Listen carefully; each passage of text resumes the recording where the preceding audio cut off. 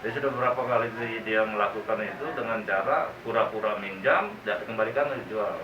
Itu modusnya. Pelakunya residivis, Pak.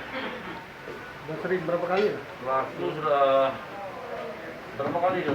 Komando kan? Iya, Pak. Ini baru sekali ya. Kalau menggelap maling sudah sering ya. Kalau maling berapa kali? Belum, Pak. Baru. Pak. Ungkapnya penangkapan pelaku mana, Pak? Jadi menurut daripada pelapor korban setelah mendapat laporan dari korban bahwa ditunjukkan pelaku itu adalah atas nama komando dan si korban juga mengenal. Nah, dari itu anggota polsek kita langsung melakukan penyelidikan sehingga mendapatkan posisi si pelaku, langsung dilakukan penangkapan dan langsung kita kembangkan untuk mencari barang bukti sepeda motor dan kita dapatkan. Tanya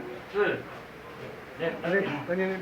Sudah berapa lama kamu kenal sama korban sehingga bisa Baru sepeda 1 motor? bulan, Pak. 1 bulan. Alasannya untuk apa? Mau pinjam sepeda Memang motor? pada pecel kemarin, Pak. Celeni. Nah, pecel, Pak. Gaduh-gaduh. Oh, gado-gado. Iya, Pak.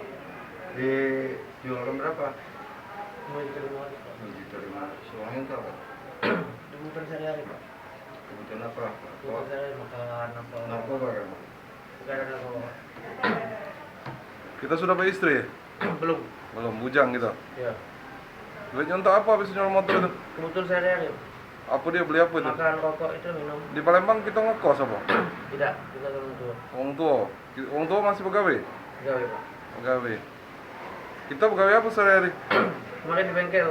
Mana bengkel, karena sepi corona ini tak pegawai jadi cek itu ya? Iya.